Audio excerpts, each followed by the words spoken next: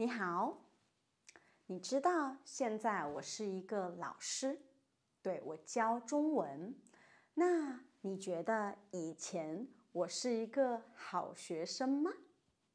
还是一个很叛逆的学生？我觉得我算是一个好学生，也算是一个很叛逆的学生。但是我的叛逆不是去做很奇怪的发型，不是去戴很多耳钉、鼻钉，不是去打架，不是这样的叛逆。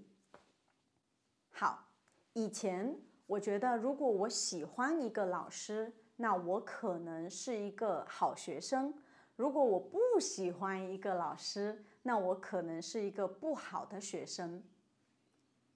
我当学生的时候，我真的不怕我的老师，我觉得老师也有可能是错的，所以如果我发现他们说错，我会直接说老师这个不对，应该是这个。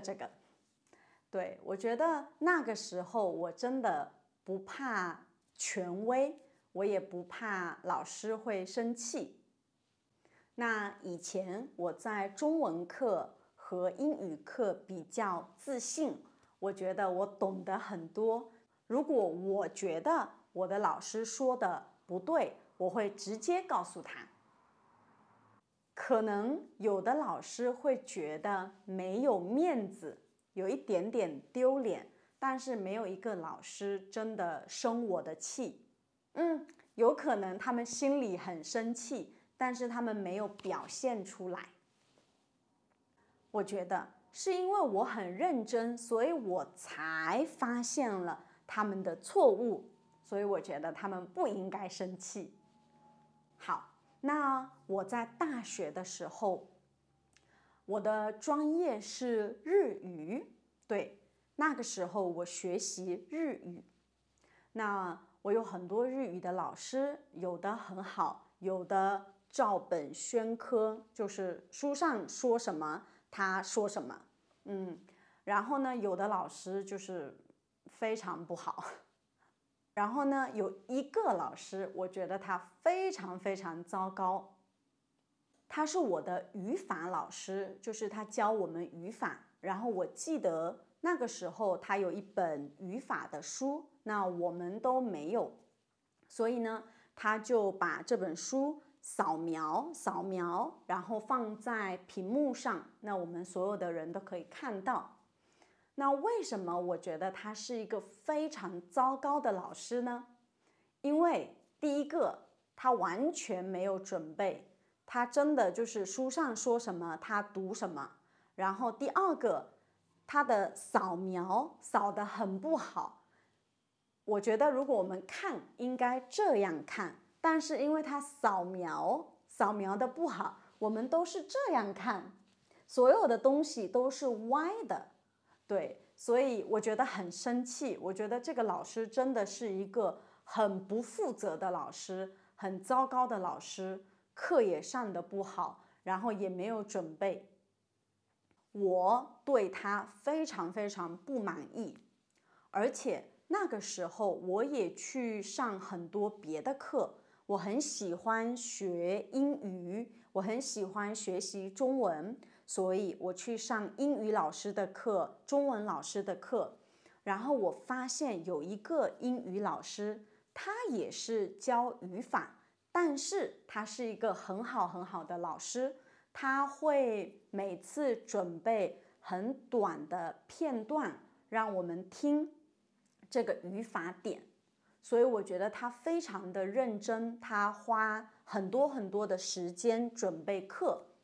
那因为我有一个不好的日语老师，有一个很好的英语老师，我就可以比较，然后我就觉得这个日语老师真的很糟糕，所以呢，我也不想去上课。当然，我不想去上课还有一个原因，是因为他的课是1:30，然后那个时候很困，我很想睡觉，我不想去上他的课。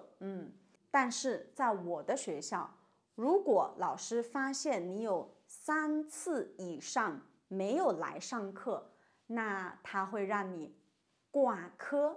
挂科就是没有通过，你必须要再学1年，然后再考1次。好，我不想要挂科，可是我也不想去上课，因为我更想去睡觉。所以我给这个老师发短信，我说：老师你好，我觉得你没有备课，所以我不想再来上你的课了。那你觉得我的老师说了什么？他说：明白了，没有问题。所以那一整个学期我都没有去上课，我都在我的宿舍里睡觉。这个老师他可以让我挂科，但是他没有，可能他也觉得是他的问题，因为他没有备课。然后最后我觉得我考了70多，当然不多，但是我也不在乎，因为我觉得对我来说分数不是很重要，重要的是我可以睡觉，然后更重要的是我可以去听我觉得更有意思的课。所以那个时候我听了很多很多的英语课和中文课，所以我的英语和中文比我的日语要好很多很多。现在我自己是老师，所以我常常反省，如果有时候我做的不好，那我应该做得更好。我觉得我小的时候，如果我看到一个不好的老师，我会直接告诉他，那现在我更应该做一个好的老师。你呢？你和你的老师有没有什么故事？你可以留言告诉我。好，那我们下次见，拜拜。